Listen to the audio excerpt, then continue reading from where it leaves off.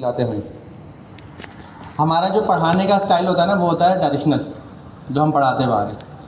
और directional style से जो स्टूडेंट पढ़ता है वही मार्केट में ग्रो करता है। इसकी रीज़न ये है, कंटेंट नेवर एंडिंग है और कोई भी चीज़ 3 घंटे की क्लास में नहीं पढ़ाई जा सकती। अगर पूरे हफ्ते आपको कोई बिठा के टीचर पढ़ाया तो वो पॉसिबल नहीं है। डायरेक्शनल में क्या होता है कि आपको ये पता लग जाता है कि सिलेबस क्या है, एग्ज़ाम क्या होगा, एग्ज़ाम की प्रिपरेशन के लिए कौन कौन सा मटेरियल है। और फिर हम इस माइंडसेट से पढ़ते हैं, जो क्लास में हम टीचर्स होते हैं ना, हमारा काम होता है एग्ज़ाम की प्रिपरेशन कराना, और स्टूडेंट का काम होता है कि एग्ज़ाम की प्रिपरेशन से रेलेवेंट कंटेंट हमारे से लेना और घर जाके उस पर प्रैक्टिस करना और एग्ज़ाम अटेम्प्ट करना। तो अगर हम क्लासेस को शॉर्ट समराइज़ करेंगे, क्लासेस क्यों होती हैं, हम ही कहेंगे हम एग्ज़ाम की प्रिपरेशन करा रहे हैं। एग्ज़ाम को अगर हम शॉर्ट समराइज़ करें, वो क्यों होती है कि एग्ज़ाम से आप लोग सर्टिफाइड हो जाते हो कि मैं इतना कैपेबल हूँ, ये मेरा लेवल है, हमारे अकॉर्डिंग जो हमने प्लान करा। ठीक है, तो क्लास में आने का मतलब सिर्फ क्या है, एग्ज़ाम की प्रिपरेशन। अब जाहिर है एग्ज़ाम की प्रिपरेशन के लिए हमें वही मटेरियल को फोकस करना पड़ेगा जो एग्ज़ाम में आया। हम उससे बाहर नहीं जा सकते, आउट ऑफ द बॉक्स रहना पड़ेगा हमें। आउट ऑफ द बॉक्स मतलब बॉक्स में ही रहना पड़ेगा, उससे बाहर नहीं जाना। अगर हम आउटसाइड ऑफ द बॉक्स जाएंगे, आउट ऑफ द बॉक्स नहीं रहेंगे, तो प्रॉब्लम हमारी क्या होगी कि हम एग्ज़ाम की अलाइनमेंट से अलग हो जाएंगे। तो आप लोग जो फैकल्टी सेलेक्ट हो गए इंशाल्लाह, क्योंकि अभी टेम्प्रेरी तो आपका नाम ऐड है। 2 बैरियर आपके पास हैं इस वक्त। पहला बैरियर है कि आपने ओपन यूनिवर्सिटी के एग्ज़ाम अच्छे नंबर से पास करना, ये आपका एक बैरियर है जिससे हम ये डिफ़ाइन कर सकेंगे सच में आप लोग कैपेबल हो। वैसे तो आप फ़िल्टर हो, क्वार्टर 2, 3, 3-4 बार आप फ़िल्टर हो, लेकिन फिर भी जब तक चैलेंज रहेगा तो आप लोग पढ़ाई करते रहोगे ना, कंटेंट नहीं आया ना। जैसे ही आपका एग्ज़ाम होता है ओपन यूनिवर्सिटी का, आप फ़ौरन से एमसीपी की प्लेलिस्ट आपको सर अनीक के थ्रू मिल जाएगी और जो भी मटेरियल है वो मिल जाएगा। एग्ज़ाम की प्रिपरेशन हम यूट्यूब पे ऑलरेडी करा चुके हैं। एमसीपी हमने बताया ना क्लासेस क्यों होती है एग्ज़ाम की प्रिपरेशन की ना, तो वो क्लास हमारे पास ऑनलाइन रिकॉर्डेड है और जो भी इसकी डायरेक्शनल होगी वो आपको सर अनीक के थ्रू मिलेगी। आप उसको जो भी इसका टाइम होगा 15 दिन का, जो छोटा सा टाइम होगा, ज़्यादा नहीं होगा, 7 दिन का या 15 दिन का मैक्सिमम, उस ड्यूरेशन में आपने एमसीपी की प्रिपरेशन करके एग्ज़ाम अटेम्प्ट करना होगा। वो एग्ज़ाम में अगर फेल होगा तो फ़ायदा नहीं है, एज अ स्टूडेंट ही रहेगा। फिर अगर एग्ज़ाम में पास होगा तो वो जो हमारी डायरेक्शन चल रही थी फैकल्टी की उसमें आप आ जाओगे। हम लोग आपको क्या करेंगे, जैसे आप ओपन यूनिवर्सिटी के एग्ज़ाम अच्छे नंबर से पास करोगे, वैसे सर अनीक आपको फैकल्टी के ग्रुप में ऐड कर देंगे। फिर बचा एमसीपी। एमसीपी की प्रिपरेशन से रेलेवेंट डिस्कशन आपके एक्सेलेंस ग्रुप में ही होगी, और जैसे आप एमसीपी का एग्ज़ाम पास करोगे तो फैकल्टी ग्रुप में आप ऑलरेडी हो, वहाँ से आपको फिर क्लास की ड्यूरेशन शेड्यूल मिल जाएंगे, किस क्लास में आप जा रहे हो। क्लासेस की शेड्यूल जब हम बनाएंगे तो वो आपके अवेलेबिलिटी के अकॉर्डिंग बनाएंगे।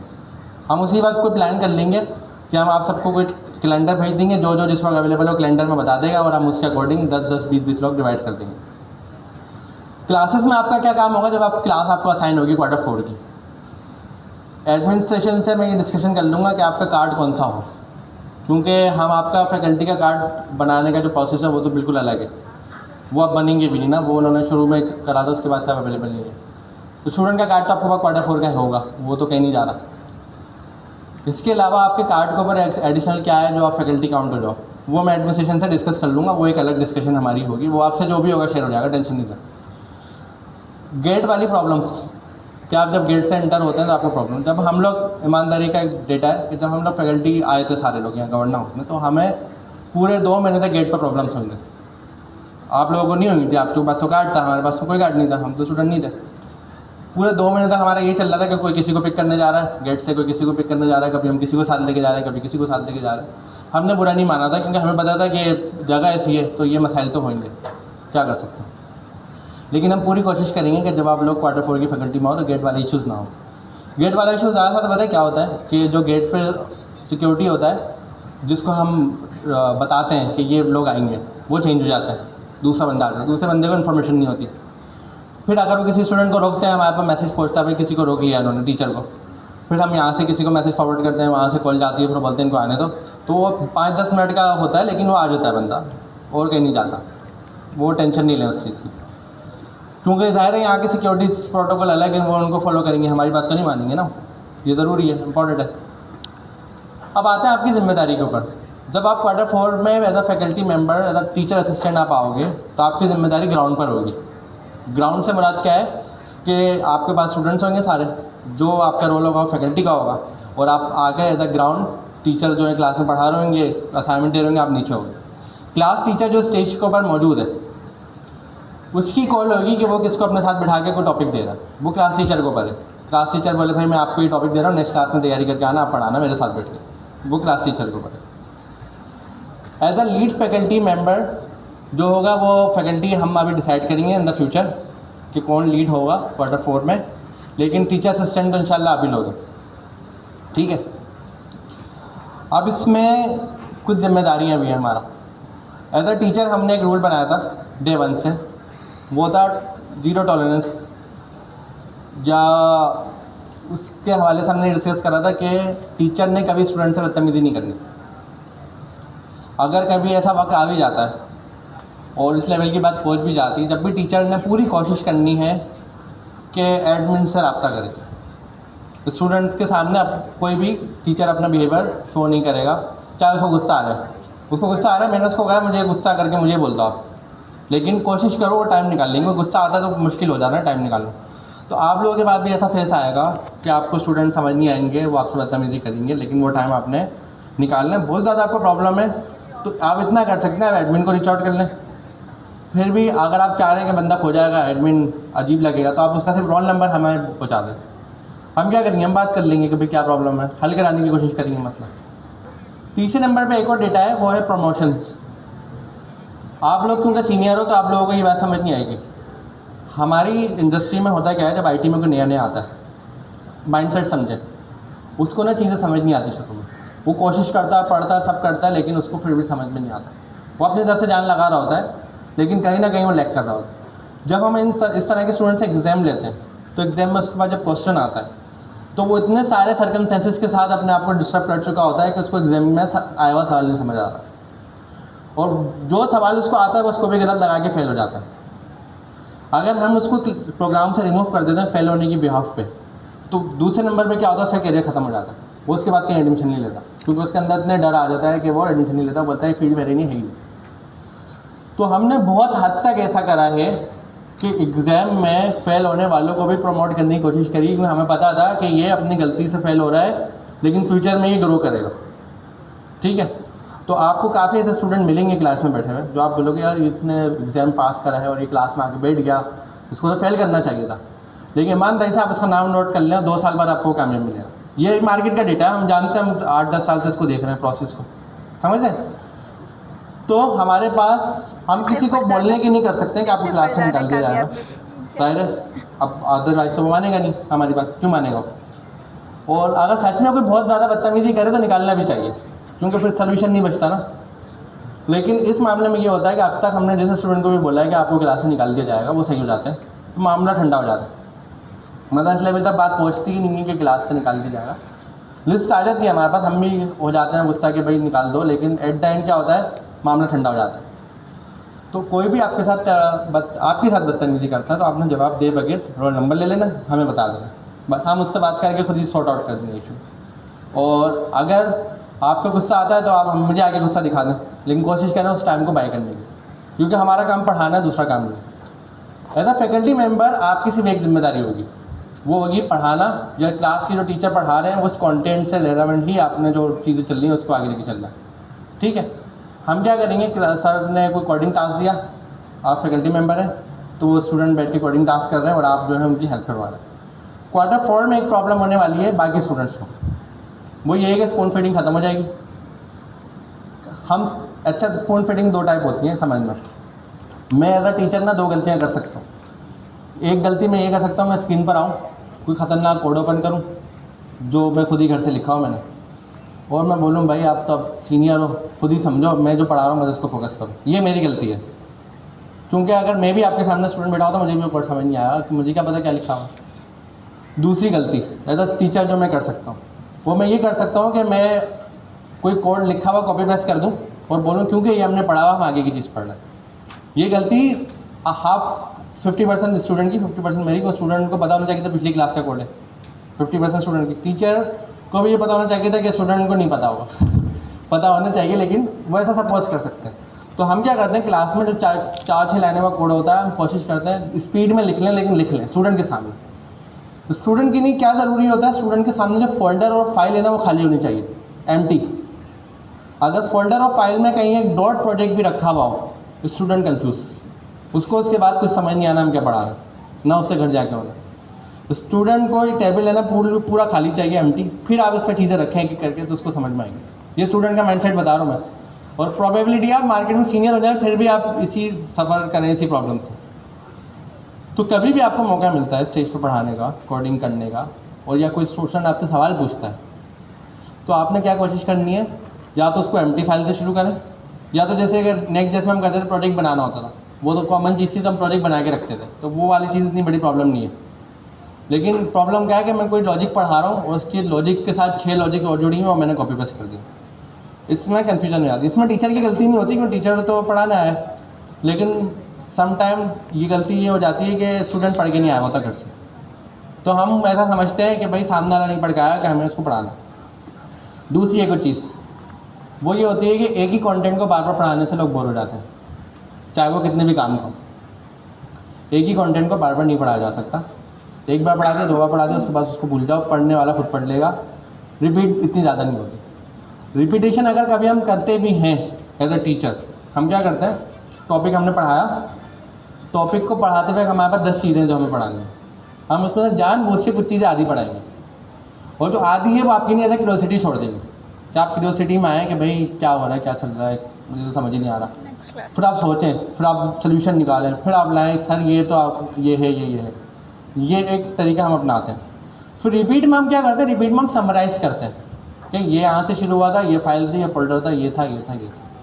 ठीक है, हम लूप नहीं चलाते रिपीट में, लूप चलाएंगे तो वो टॉपिक बोर हो जाएगा। ठीक है, अभी आप में से मैं गारंटी दे के बोल सकता हूँ हमारी क्लास के 90% स्टूडेंट ओपन एआई यूनिवर्सिटी से बोर होंगे। सही है, पढ़ना चाह रहे होंगे लेकिन कहीं ना कहीं उनमें बोरिंग आ रही होगी, यार ये चीज़ तो है, ये चीज़ तो पता है, इसको छोड़ देते हैं।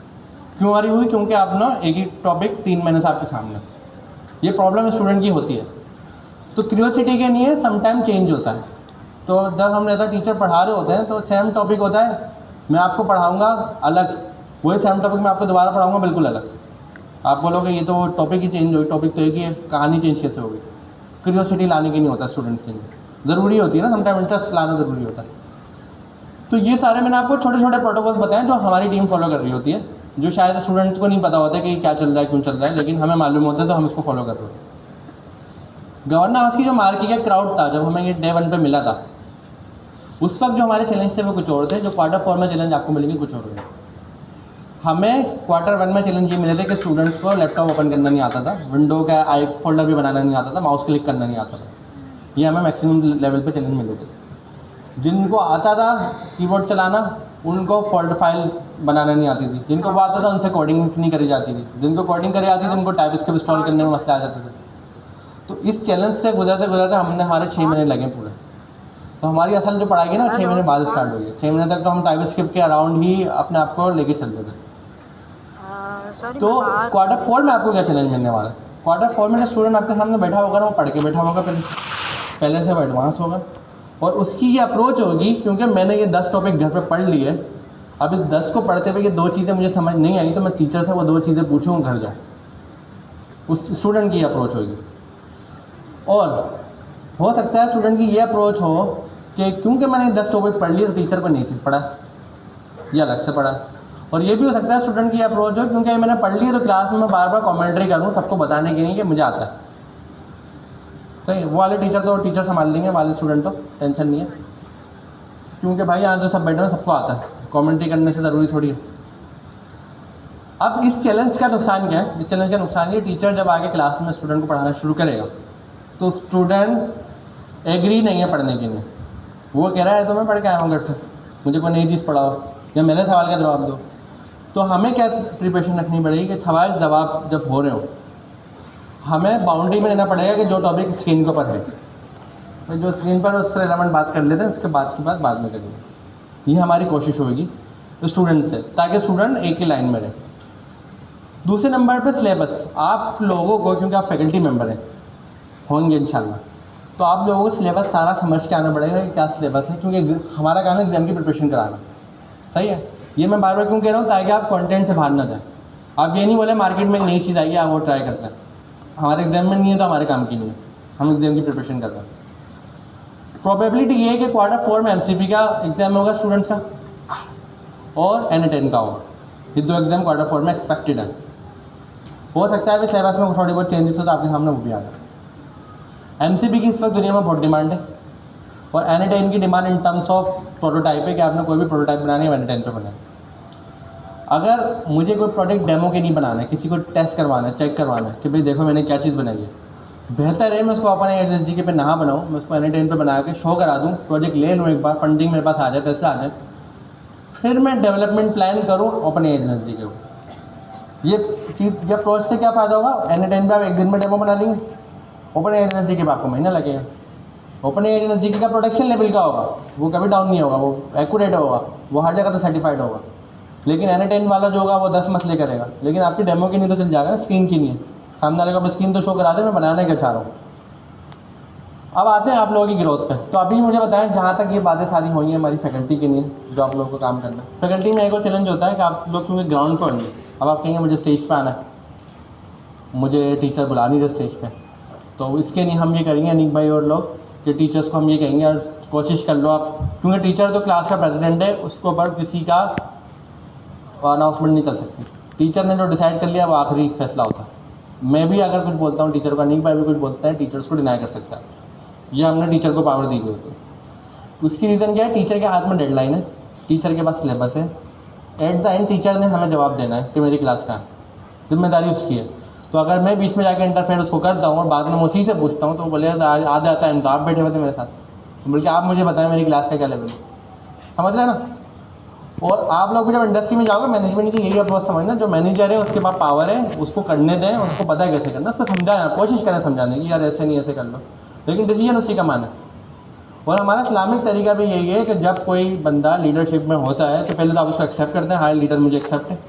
एक बार आपने एक्सेप्ट कर लिया उसको, फिर आपने उसको फॉलो करना होता है। जब तक कोई ऐसी बात ना आ जाए जो बिल्कुल ही इस्लामिक शरिया से बिल्कुल खिलाफ हो और आपने फिर उसको चैलेंज करना हो कि भाई ये चीज़ गलत है, ये तो मैं नहीं करूँगा, जब तक आपने फॉलो करना होता। ये तरीका रूल क्यों है, ताकि लड़ाई झगड़े ना हो, इन्वायरमेंट बना रहे, सर्कमस्टेंसेस बने रहे और चीज़ें बैलेंस से आउट ना हो। ये तरीका से नहीं होता।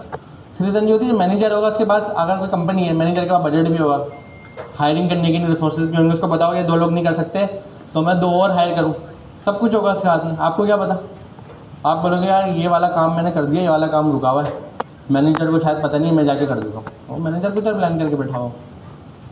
अब हम आते हैं एक स्टेप आगे, फैकल्टी से रेलेवेंट चीज़ें आपको समझ में आ गई? यस बोल के बता दें सब लोग। Yes sir. ठीक है, तो पूरी दुआ होगी आप लोगों के साथ कि कोशिश होगी कि आप लोग Q4 की फैकल्टी में पार्ट होगे। उसकी दूसरी रीज़न ये भी रहती है क्योंकि अब आप लोग इतने एडवांस हो गए हो, आप लोग पहले से फ़िल्टर हो, पार्टिसिपेट कर रहे हो। हम लोग चाहते हैं कि स्टूडेंट लीडरशिप पर आए, इवन सर जी यही चाहते हैं। अब सर जी क्लास में आते हैं, सर आपने देखो ना क्या करते हैं, सर स्टूडेंट में से किसी को उठा के स्टेज पर बिठाते हैं। तो सर का माइंड ये होता है कि सब लोग मोटिवेट हों और सब लोग स्टेज पर आएँ और सब लोग लीडर वाली पोजीशन पर आएँ। दूसरा चीज़, आप लोग इस वक्त जहाँ पर भी हैं, आप अपने घर में अपने घर वालों से बात करते हैं, अपने दोस्तों से बात करते हैं, फैमिली मेम्बर से हैं, किसी इदारे में काम कर रहे हैं, जॉब कर रहे हैं या कहीं पढ़ाई कर रहे हैं, कोशिश करें कुछ छोटा सा 1 महीने का कोर्स फ्री में पढ़ा दें या पैसे लेके, वो आपकी मर्ज़ी, वो आपको करें, लेकिन पढ़ा दें। हफ्ते में 1 दिन पढ़ा दें, 1 घंटा लगा के। चलो मैंने बता दिया। कुछ नहीं है तो उसको कोडिंग नहीं आती, N10 पढ़ा दें। N10 तो कुछ भी नहीं है, सिंपल सा बेसिक है, यूट्यूब पे हम पढ़ा भी हैं। वो ऐसी नहीं है कि इस वक्त ना मार्केट में अगर काम आएगा अभी फ्यूचर में, तो आप अपने लोगों को ट्रेन करो ताकि आपके पास काम आए तो आप उनसे करवा सको, तो दूसरा उनको भी फ़ायदा हो जाए आपसे। फ्यूचर में आप बिज़ी हो जाओगे, जब आपकी ग्रो होगी मार्केट में, आप ग्रोथ करोगे तो आप बिज़ी हो जाओगे, आपके पास टाइम थोड़ी होगा किसी को सपोर्ट करने का। तो कोशिश करो अभी से ना सपोर्ट करते रहो। दूसरा आपको क्या फ़ायदा होगा, आपको लीडरशिप की पोजीशन मिल जाएगी। आप अपने स्कूल में होगा लीडरशिप में आ गए, यूनिवर्सिटी में होगा लीडरशिप में आ गए, ऑफिस में होगा लीडरशिप में आ गए। आप उनको बताओ मेरी ये स्किल्स है, मैंने पढ़ा है, मैं चाहता हूँ छोटा सा एक कोर्स करवा दो उन लोगों को, करवा दो, कोई मना नहीं करेगा आपको। तो ये थोड़ी सी चीज़ रखो, क्योंकि इस वक्त आप लोगों के पास एक ऐसी स्किल्स है जो आप एज आ इल्म के तौर पर उसको बांट सकते हो, तो आप बांटो जब आपके पास जितना टाइम है, उसमें कोई रुकावट नहीं, कोई मना नहीं है। और अच्छी बात है लोगों को पढ़ाना, आपको फीस लेके पढ़ाना है वो आपकी कॉल है, हमारा तो मसला नहीं है। थर्ड नंबर पर आते हैं आपकी कैरियर ग्रोथ पे, क्योंकि आप लोग अगर फैकल्टी में ऐड हो रहे हो तो आपके माइंड में ये होगा कि फ्यूचर में मैं फैकल्टी रहूँ और मैं इतना बड़ा टीचर बन जाऊँ, ये माइंड में नहीं रखना। अगर आप कभी टीचिंग की अपॉर्चुनिटी पे जाते हो, एक चीज़ याद रखना, टीचिंग हमेशा टेम्परेरी है या पार्ट टाइम है। कभी भी टीचिंग को फुल टाइम पोजीशन नहीं बनाना, फुल टाइम जॉब नहीं बनाना, परमानेंट अपनी जॉब नहीं बनाना। चाहे आपको कोई यूनिवर्सिटी अप्रोच करे कि हमारे पास आओ और एज अ फैकल्टी मेंबर पढ़ाओ, आप बोलोगे इतनी बड़ी यूनिवर्सिटी ने मुझे बुलाया है, यूनिवर्सिटी में विजिटिंग फैकल्टी का ऑप्शन होता है, विजिटिंग पे जाओ, हफ्ते में 1 दिन 2 घंटे की क्लास पढ़ा दो, कोई मसला नहीं है। पूरा हफ्ता ऑक्यूपाइड नहीं करना। मैं भी आपको बोलूँ पूरा हफ्ता आ जाओ, आप मना कर देना, क्योंकि आज़ान हो रही है, उनको सूरज की धूप लगी होगी ख़तरनाक वाली, धूप के साथ ही टाइप से कट्टी ख़त्म हो गया हुआ, वाई ख़त्म हो गया हुआ, नेक्स्ट जेस का रिवाइज करना पड़ेगा, ई ख़त्म हो गया हुआ, मगर कुछ ना कुछ रिवाइज ऐसे ही किया है, होगा। ऐसा नहीं बिल्कुल छोड़ दिया। अच्छा, लोग तो ये भी पूछते हैं ऐसा हमें पढ़ाया भी था। ठीक है, एक तो है आपके पास वेब डेवलपमेंट वाला काम जो आपको फ़ौरन मिल सकता है, जिसके अंदर आपको कुछ रुकावट नहीं है, सिर्फ इंटरव्यू देना है, काम पकड़ना है, करना है, वो मिल जाए, कोई उसमें मसला नहीं है। दूसरा आता है अपने मेन कोर डोमेन पे जो है एआई का। एआई पे क्योंकि अभी आपने फ्रेश पढ़ा है, पाइथन आपने फ्रेश पढ़ी है, ओपन एनर्जी के फ्रेश पढ़ी है, एमसीपी और एन10 के साथ आपको पैकेज हो जाएगा कंप्लीट, सिर्फ डेवलपमेंट वाला, डिप्लॉयमेंट वाला नहीं। तो डिप्लॉयमेंट आपके लिए इस वक्त चैलेंज नहीं है, क्योंकि डिप्लॉयमेंट इस वक्त ना कोई भी जुगाड़ से हो जाती है। जब हम क्लाउड पढ़ाएंगे तो वो एक अलग डिप्लॉयमेंट होगी, अभी दूसरी डिप्लॉयमेंट आप कर ही लेते हो, सेस वाली, सेस बेस्ड जो एप्लीकेशन है। अब एआई पे आप लोगों ने काम कैसे पकड़ना है उसका क्राइटेरिया समझ लो। एआई पे जब आप कोई प्रोडक्ट बनाओगे ना, एक्चुअली आप जो पढ़ो ना एआई एजेंट्स पढ़ लो, एआई एजेंट जो एक्चुअल में आपका जो काम है वो है बैकएंड का, आप बैकएंड बना रहे हो। फ्रंट एंड अभी भी आपको उसी तरीके से बनेंगे जो आपने नेक्स्ट में पढ़ा था। यूआई चेंज हो जाएगी, कैनवास यूआई आ जाएगी, वैसी नहीं रहेगी, या डिपेंड ऑन क्लाइंट होगी, क्लाइंट क्या कह रहा है, लेकिन बनेगा तो वही सब ना, और तो कुछ नहीं है। अभी जो आप पढ़ रहे हो आप ये समझ लो आप बैकएंड पढ़ रहे हो, फ्रंट एंड आपको पहले से आती है, तो आपकी जो नेक्स्ट जेस वाली स्किल्स है ना वापस आया नहीं है, वो एआई के साथ कनेक्ट हो गए। ठीक है, और एआई में भी बहुत सारी जगह पर आप जाओगे आपको टाइपस्क्रिप्ट मिलेगी वहाँ पे, तो आपको टाइपस्क्रिप्ट भी यूटिलाइज हो जाएगी, नेक्स्ट जेस भी मिलेगी क्योंकि आपने वेब बनाना होगा, रिएक्ट भी आपको मिलेगी, अगर आपने मोबाइल एप्लीकेशन बनानी है रिएक्ट नेटिव पर रिएक्ट चलती है, सही है। अगर आपने डेस्कटॉप एप्लीकेशन बनानी है तो उस पर भी रिएक्ट चल सकती है। क्या नाम है इसका, कहाँ पर डेस्कटॉप एप्लीकेशन पे काम कर रहे थे, इलेक्ट्रॉन। रिएक्ट नेटिव एक फ्रेमवर्क है, उससे मोबाइल एप्लीकेशन बनती है, एंड्रॉयड की भी आईओएस की भी, उसके ऊपर रिएक्ट पे काम होता है। रिएक्ट कौन सी, जो आपने नेक्स्ट के साथ पढ़ी है। इलेक्ट्रॉन एक फ्रेमवर्क है, इलेक्ट्रॉन के ऊपर डेस्कटॉप एप्लीकेशन बनती है, डेस्कटॉप एप्लीकेशन जैसे ब्राउज़र, जैसे VS कोड, सही है। VS कोड आपको पता है रिएक्ट पे बना हुआ है, आप सब मालूम है आपको, VS कोड टाइपस्क्रिप्ट जावास्क्रिप्ट पे बना हुआ है, डेस्कटॉप एप्लीकेशन है वो, वेब नहीं है, लेकिन टाइपस्क्रिप्ट जावास्क्रिप्ट पे बना है, क्योंकि उसके पीछे इलेक्ट्रॉन यूज़ हुआ है। इलेक्ट्रॉन फ्रेमवर्क है, वही रिएक्ट लगेगी, वही टाइपस्क्रिप्ट जावास्क्रिप्ट लगेगी, इलेक्ट्रॉन से डेस्कटॉप एप्लीकेशन आ जाएगी। तो फ्रंट एंड वाली साइड पर चीज़ें हो रही हैं। अगर आप आज बोलते हैं कि अपनी आईडी बनानी है तो आपने रिएक्ट पर ही बनाना शुरू करें, उस आईडी बनानी है एआई असिस्टेंट वाली, जैसे कर्जर की आप बना सकते हैं। और इस वक्त मेरी नॉलेज के अकॉर्डिंग अगर हम आपको एमसीपी पढ़ाते हैं, सिर्फ एमसीपी को, अभी एमसीपी स्किप है आपका, आपको रिएक्ट आती है, आपको टाइपस्क्रिप्ट आती है, तो आप आईडी का फ्रंट एंड बना सकते हो, इलेक्ट्रॉन पढ़नी पड़ेगी सिर्फ। आपको अपनी एनर्जी क्या आती है, आपको बैकएंड की कनेक्टिविटी पता है एपीआई की, आप जो कर्जर चलाया किसी ने, आप पूरी प्रोडक्ट तैयार कर सकते हो, उसका कितना लेवल है। आप सिर्फ एमसीपी वाला पार्ट मिस होगा, बाकी सारा लेवल आपका है।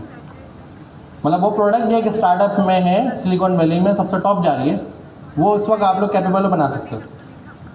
डेस्कटॉप एप्लीकेशन से हटा देते हैं, आप बोलोगे डेस्कटॉप के नहीं, फिर इलेक्ट्रॉन आ गया। वेब की बात कर लेते हैं, वेब पे आपको नेक्स्ट जेस आती है, फ्रंट एंड पूरा आता है। वेब के ऊपर इस वक्त दुनिया में आप जितनी भी एआई की एप्लीकेशन दुनिया में इस वक्त चलती हुई देख रहे हो, वो सारी एजेंट्स की बात कर रहा हूँ, वो हर एजेंट आप इस वक्त डेवलप कर सकते हो, सिर्फ आपका एमसीपी वाला पार्ट में से। हम आते हैं एलएलएम वाली साइड पे, एलएलएम हम बना बनाए यूज़ करेंगे, हम बना नहीं रहे, जनरेटिव एआई पे नहीं जा रहे हैं, हम एजेंटिक एआई पे जा रहे हैं। एलएलएम बना बनाया मिलेगा, बहुत सारे कोई भी डाउनलोड करके चला लेंगे, ओपन सोर्स चला लेंगे, कोई भी चल जाएगा, मसला नहीं। तो ये अभी आपकी करंट स्किल्स हैं। अब इन स्किल्स को कैश कैसे कराया जा सकता है। पहला तरीका ये है कैश करने का कि जो आपके आसपास वैल्यूएबल लोग हैं, जो सच में मार्केट में ग्रो कर रहे हैं, उनके साथ आपने कनेक्ट लाजमी रहना, उनसे नहीं हटना, क्योंकि उनसे आपको पता लगता रहेगा ना अपडेट क्या चल रही है। दूसरा ऑप्शन आता है पहला ऑप्शन मतलब ये है कि आपने कनेक्ट रहना सही बंदे के साथ। दूसरा ऑप्शन ये है कि जो आपकी स्किल्स हैं आप कोशिश करो उसके ऊपर कुछ भी डेवलप करने की। कुछ भी से मुराद है कि आपको जो आता है आप उसको प्रेजेंट करने के लेवल पे तो लाओ। आपको जो समझ में आ रहा है बना दो, क्योंकि आपने 2 लेवल पार करना है। पहला लेवल आपने वो पार करना है कि आपको सच में आता भी नहीं आता ये साबित करना है। हमें क्या पता आपको आता है, ये दुनिया को क्या पता, चले मैं तो मान लूँगा। पहले तो आपने कुछ भी बनाकर अपने आप को इस स्टेज से निकालना है कि भाई मैं सुस्त नहीं हूँ। मुझे अगर आप बोलोगे ना अमीन भाई आप ये जो कच्चा इतना सारा पड़ा हुआ है क्यों पड़ा हुआ है, साफ़ होना चाहिए, तो मैं इसको आपके सामने उठा कर रख सकता हूँ ये बताने के लिए मैं सुस्त नहीं हूँ। मेरा काम नहीं है, लेकिन मैं सुस्त नहीं हूँ ये नहीं है कि मैं सुस्त हूँ इसलिए नहीं उठा रहा।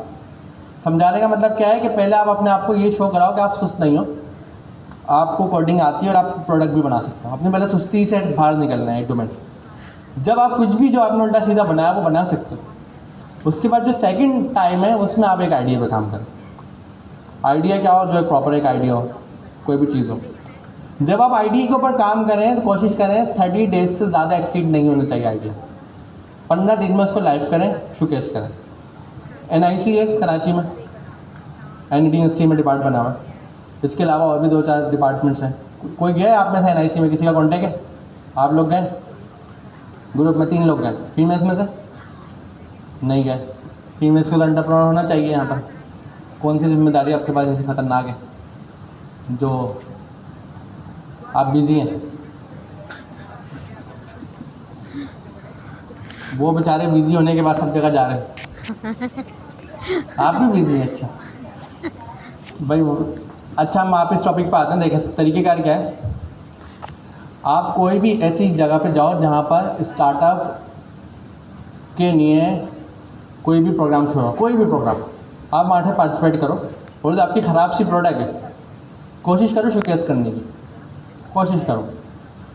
अगर आपके पास टाइम कम, आप एनी टाइम को बना लो। एनी टाइम कोई रॉकेट साइंस नहीं है, 2 दिन में पढ़ के कहानी सीधी हो जाएगी। लेकिन बना के प्रेजेंट करो और इतनी कोशिश करो कि आपका नाम आना शुरू हो। कहीं भी नाम आया कि स्टार्टअप लिस्ट में नाम आ गया, फिर 10 स्टार्टअप फाइनलाइज हुआ, एक आपका हो गया। कुछ हुआ, कहीं प्रेजेंटेशन हो रही है आपको बुला लिया, कहीं मीटिंग हो रही है आपको बुला लिया। आप कोशिश करो वहाँ पर अपना नाम आने की, कहीं भी। NIC का मैंने एक बता दिया, इस तरह बहुत सारे प्लेटफॉर्म है। ऑनलाइन भी बहुत सारे ऐसे प्लेटफॉर्म है जहाँ पर आप स्टार्टअप जाके रजिस्टर करो अपने आप को कि भाई मेरा स्टार्टअप है, ये प्रोडक्ट है, सब चीज़ें अपलोड करो। उससे बेनिफिट क्या बता रहा हूँ, बेनिफिट ये होगा आपको डॉक्यूमेंटेशन बनाना आ जाएंगे, आपको ये पता लग जाए स्टार्टअप पिच करने के लिए क्या क्या रिक्वायर्ड होता है, कॉन्टैक्ट कैसे करना। तो कल को फ्यूचर में सच में आपकी अच्छी वाली प्रोडक्ट होगी तो आपके पास कोई बैरियर नहीं होगा कहीं पे जाने के लिए। कॉन्टैक्ट भी होंगे, जगह भी होगी, तरीका भी बताओ। एक तो ये मैंने स्टार्टअप वाला बता दिया। दूसरा, ट्विटर पे या लिंक्डइन पे आपके पास अच्छे फॉलोवर हैं। ट्विटर पे अगर जा सकते हो, ट्विटर स्पेस पे लाइव जाओ और कोई प्रोजेक्ट बनाना सिखाओ। अगर टाइम है ना फ्री में, ट्विटर पे आप कम्युनिटी बनाओ, ट्विटर स्पेस है, ट्विटर स्पेस पे लाइव जाओ, 3 दोस्त मिलो, 3 दोस्त उस पर बैठो, कोई भी प्रोजेक्ट सोच लो कि आज हम ये चीज़ बनाएंगे NIT के ऊपर या ONCP के ऊपर, जो हम पढ़ाई भी करेंगे आगे। तो 2 घंटे की स्पेस हो, 2 घंटे में पूरा प्रोजेक्ट बना दो, स्क्रीन शेयर करके। आपने बोला यार मैंने ईमेल ऑटोमेशन बना रहा हूँ, 2 दोस्तों को मिलाया, ट्विटर स्पेस पर गए, लाइव लेके गए, लाइव में ईमेल ऑटोमेशन सिखा दिया। सही है। आपका कहीं पे स्टार्टअप पे नाम आ गया टॉप 10 में, आप ट्विटर स्पेस पाएँ और बताएं मैंने ये सब करा था, मेरा टॉप 10 में नाम आ गया। अपने आप को सोशल मीडिया के ऊपर अप फ्रंट रखो कि आपका शक्ल नज़र आ रही हो हर जगह। ये दूसरा मैंने तरीका बता दिया ट्विटर स्पेस वाला। सही है। पहला बताया मैंने आपको स्टार्टअप वाला कि स्टार्टअप जगह पर जाकर रजिस्टर करो, कोशिश करो टॉप 10 में आ जाओ, टॉप 12 में आ जाओ, टॉप 13 में आ जाओ। दूसरा मैंने आपको बताया ट्विटर स्पेस पर लाइव आने का। ये मैं सारे सोशल वाले तरीके बता रहा हूँ। तीसरा तरीका आपके पास जो है ट्विटर स्पेस पर लाइव आने के बाद, लिंक्डइन, क्योंकि आपका बहुत अच्छा है। मुझे लिंक्डइन का समझ नहीं आता लिंक्डइन को कैसे यूटिलाइज़ करें। सिर्फ लिंक्डइन तो प्रोफाइल दिखाने के लिए यूज़ हो रहा होता है कि ये मेरी प्रोफाइल है। फिलहाल ट्विटर स्पेस की जो पोस्टिंग है वो आप लिंक्डइन पे भी करेंगे, मेरा स्पेस है, इसको ज्वाइन कर लें इस टाइम पर। लिंक्डइन के फॉलोअर वहाँ पे शिफ्ट करने की कोशिश कर लें, लेट्स सी। तीसरा आपका क्या काम बन सकता है ट्विटर स्पेस के बाद? थर्ड नंबर पे बन सकता है कि अगर आपके पास कोई सेल्स रिप्रेजेंटेटिव अच्छा है आपके दोस्तों में, आपके अपने सर्कल में, आप उसको बोलें इंटरनेट पे जाके कोल्ड लीड्स निकालें, उनको अप्रोच करें, उनको ईमेल करें, उनको कॉल करें और मेरी ये स्किल्स हैं, मेरे पास ये 10 लोगों की टीम है, मुझे प्रोजेक्ट ला के दो, जो प्रोजेक्ट आया इतना % आपका, इतना % मेरा। डायरेक्ट एग्रीमेंट करो, उसको अपने साथ बिठाओ, कहीं पर भी घर से बैठ के काम करो, वो प्रोजेक्ट ला के दे देगा। जो सेल्स रिप्रेजेंटेटिव होता है वो क्या करेगा, वो कहीं जाके लीड्स फाइंड करेगा, सेल्स उसको ऑलरेडी आती है, कॉल करेगा, ला के दे देगा आपको। ये आपको तीसरा तरीका बता रहा हूँ। चौथा तरीका है कि आप किसी फ्रीलांसिंग प्लेटफॉर्म पे जाओ, फाइवर अपवर्क पे खुद जाके क्लाइंट ढूंढने की कोशिश करो। अगर तीसरा वाला तरीका आपको चलाना आ गया तो तीसरा वाले तरीके से बहुत क्लाइंट आ जाएंगे। चौथे नंबर पर फाइवर अपवर्क पे कंपटीशन बहुत है, लेकिन एआई पे काम मिल जाएगा, किसी में मिले ना मिले। क्या करो, अपनी एक टीम बनाओ 4-5 लोगों की, टीम में कैपेबल लोग हो और हर बंदे को उसका हक दो। अगर टीम में 4 लोग लीडर हैं तो क्या हो, जो प्रोजेक्ट लाया है वो जिसको देता है उसकी दोनों की परसेंटेज हो, बाकी 2 लोग जो नहीं कर रहे कुछ उनकी नहीं हो। ये बंदा प्रोजेक्ट लाया तो उसने मुझसे करवाया तो मेरी 1% उसकी, और प्रोजेक्ट पूरा करके दे दिया। समझ लो, टीम अपनी अच्छी बनाओ, टीम में हर तरह का बंदा रखो और उससे काम भी कराओ, काम करो भी। पहला तरीका क्या बताया मैंने आप लोगों को, स्टार्टअप रजिस्टर करवाना है अपना, आपको ख़राब वाला करवाओ, टॉप 10 में आने की कोशिश करो। ख़राब वाले थोड़ा सा पॉलिश कर लेना जब जाहिर हो। दूसरे नंबर पे जब स्टार्टअप आपका रजिस्टर होगा तो उससे आपको जो अपॉर्चुनिटी मिलेगी स्पीच करने की, इवेंट्स में जाने की, उसको मिस नहीं करना। ठीक है, अपॉर्चुनिटी आपको मिलेगी स्पीच करने की, इवेंट्स में जाने की, उसको मिस नहीं करना, जाना, बोलना, अपने आप को रिप्रेजेंट करना। दूसरे नंबर पर मैंने आपको क्या बताया, ट्विटर स्पेस पे आप क्या कर सकते हो कि आपको कुछ बनाना आ गया, आप चाहते हो मैं दूसरे को सिखाऊं, ट्विटर स्पेस पे लाइव का सिखाया, 2 मिनट प्रोजेक्ट बनाना सिखा दो, कोई मीटिंग कर लो। आप दोनों की प्रोजेक्ट की मीटिंग चल रही है, आपने एक प्रोजेक्ट ले लिया, प्रोजेक्ट आ गया, आप ट्विटर स्पेस पे जाओ, आप दुनिया को बताओ कि प्रोजेक्ट आया कैसे, क्या क्या करना पड़ा। बहुत सारे लोगों को नहीं पता होता है, आपको यही स्टूडेंट आपकी ऑडियंस होगी कि उनको नहीं पता प्रोजेक्ट कैसे आता। तीसरे नंबर पर मैंने क्या बताया, कॉल, ईमेल, और तीसरे नंबर पर मैंने बताया कि आप किसी सेल्स के बंदे को कनेक्ट करो, उसको कहो कि वो आपको काम लाके दे और एक परसेंटेज आपकी और उसकी हो, चाहे वो कोई भी हो, आपके दोस्तों में बहुत होंगे। सही, अगर खुद बनना चाहते तो बन जाओ, वो आपका डिसीजन है, आपकी मर्ज़ी, आपको खुद लीड्स ढूंढनी है, खुद करना है, तो वो आपका मसला है। चौथे नंबर पर मैंने क्या बताया, फ्रीलांसिंग, फाइवर अपवर्क, जो सबसे लास्ट ऑप्शन मैंने दिया है क्योंकि उसमें स्ट्रगल ज़्यादा है, काम आता है, पैसे कमाता है, लेकिन आ जाता है। एआई के केस में आपको मिल जाएगा, टेंशन नहीं है। आप अपनी प्रोफाइल को ना स्पेसिफिक रखना कि मैं एआई एजेंट डेवलपर हूँ, बहुत स्पेसिफिक। अपने आप को ये नहीं दिखाना कि मैं प्रेसिडेंट हूँ, मैं कोई 100 काम कर रहा हूँ, नहीं। अपने आप को दिखाना मैं एक चीज़ का एक्सपर्ट हूँ, तो काम जल्दी मिलेगा। 100 चीज़ों का एक्सपर्ट होगा उसको काम नहीं मिलता। हमेशा मैं अगर खरीदने जाऊँगा ना, मुझे शूज़ खरीदना, एक मैं आउटलेट पे जाऊँगा, वो सब कुछ बेचता है, मैं कोशिश करूँगा मैं शूज़ उससे खरीदूँ जो सिर्फ शूज़ बेचता है, ये शूज़ का ही ब्रांड है, यही होता है ना। तो आप भी अपने आप का ब्रांड अगर बना लो, किसी एक चीज़ का ब्रांड बनाना पड़ेगा, पहले उसमें कमाई कर लेना, फिर आगे की चीज़ें खुद ही हो जाएंगी। और जब कस्टमर आएगा शूज़ खरीदने तो हो सकता है बाकी चीज़ें भी खरीद ले, उसको नज़र आएगा यार इनके पास तो दूसरी चीज़ें भी हैं। लेट्स सी, अब आप लोग जो फैकल्टी मेंबर हो, मैंने क्या बताया, सारा समझाने वाला। फैकल्टी आपके टेम्प्रेरी रोल है, मेजर रोल जो है आपकी एक्चुअल मार्केट है। अगर मैं भी आज आपसे बात कर रहा हूँ तो मैं मार्केट में काम कर रहा हूँ, तो इसलिए मैं बात कर पा रहा हूँ, मुझे चीज़ें मालूम है। अगर मैं भी सिर्फ टीचर होता तो शायद मेरी सारी चीज़ें मुझे पता ही नहीं होती। तो ये सब चीज़ें मुझे भी इसीलिए पता है क्योंकि मैं काम कर रहा हूँ। तो आप लोगों को अगर अच्छा टीचर भी बनना है तो आपने मार्केट में काम करना पड़ेगा। तो टीचर, फैकल्टी टेम्प्रेरी है, आपकी जो मार्केट है वो परमानेंट। अगर आपकी सैटरडे की आपको कोई क्लास मिलती है, सैटरडे के टाइम पर आप हायर हो जाते हो किसी कंपनी में, तो आप सर रनिंग से आगे रिक्वेस्ट करो मेरी क्लास चेंज कर दें, मैं इस टाइम पर क्लाइंट का काम करूँ, सर कर देंगे। उसकी रीज़न ये आपका जो काम है उसकी प्रायोरिटी आपकी करियर के लिए इंपॉर्टेंट है, टीचर आपकी नहीं है, फैकल्टी जो है टेम्प्रेरी है। तो इस हमारे पास 100 क्लास 10 क्लासें चल रही हैं, 7 क्लासें चल रही हैं, हम किसी में भी आपको रीशेड्यूल कर देंगे, हमारा मसला थोड़ी है। ठीक है, तो जो लोग फैकल्टी में अभी रजिस्टर हुए हैं उनको ये दरख्वास्त है कि अपनी पढ़ाई, अपने काम पे फोकस, टीचिंग वाला पार्ट खुद ही बैलेंस हो जाएगा, कुछ करने की ज़रूरत नहीं है। जब आप चीज़ें अच्छे से पढ़ेंगे, काम करेंगे, मार्केट में ग्रोथ करेंगे तो टीचिंग वाला पार्ट खुद ही बैलेंस हो जाएगा। एक और लास्ट चीज़, कोई भी आपको इवेंट मिलता है उस इवेंट में अपने आप को स्पीकर रजिस्टर करें, क्योंकि आप लोग इस लेवल पे हैं, स्पीकर बन सकते हैं। पार्टिसिपेंट नहीं जाए, अगर नहीं बुला रहे स्पीकर तो चले जाएँ, पार्टिसिपेंट देखने के लिए कोशिश करें, स्पीकर रजिस्टर करें अपने आप को। और अगर हो जाए तो उनकी कम्युनिटी में अपना कॉन्टैक्ट बनाएं। और अगर आपको कोई स्पीकर नहीं बुला रहा तो अपनी खुद की कम्युनिटी बना लें। ओपन एजेंसी की कम्युनिटी है पाकिस्तान में, कराची में नहीं है, बना लें आप, सबको लिया। ओपन एजेंसी के से एक इवेंट करवाया अच्छा था, उनको बोले हमें बजट दो, हम इवेंट कराएंगे, वो दे भी देंगे बजट। बहुत सारी कंपनी का बजट दे देती है, माइक्रोसॉफ्ट दे देती है, गूगल दे देता है, ओपन एआई भी दे देगी, अभी नहीं तो फ्यूचर में दे देगी। एनीटाइम का कोई करा लो इवेंट कि भाई एनीटाइम का मैं कम्युनिटी एम्बेसडर हूँ कराची का, खुद ही बना लो अपने आपको। एनीटाइम को ईमेल मारो, एनीटाइम आपको बनाता नहीं बना, आप खुद बना लो।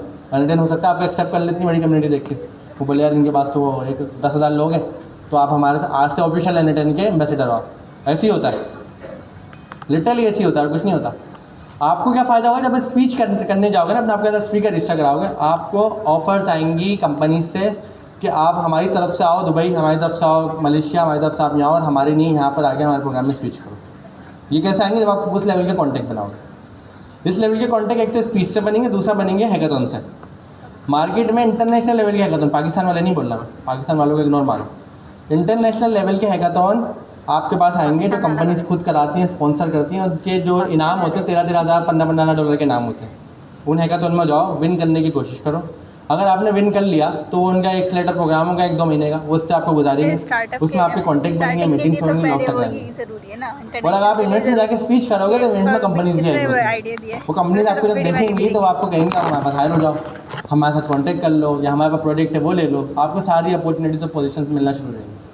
तो मतलब क्या, सारी मैंने बातें बताई हैं, इसको मैं समराइज़ करूँ एक अल्फाज में, तो मैं आपको सिर्फ ये कह रहा हूँ, अपने आप को स्टेज पर लाओ, अपने आप को शोकेस करो, अपने आप को प्रेजेंट करो कि मैं हूँ और मैं ये जानता हूँ। क्योंकि जब तक आप जंगल में हो तो आपको कोई नहीं जानता, किसी को नहीं पता आपको कुछ आता।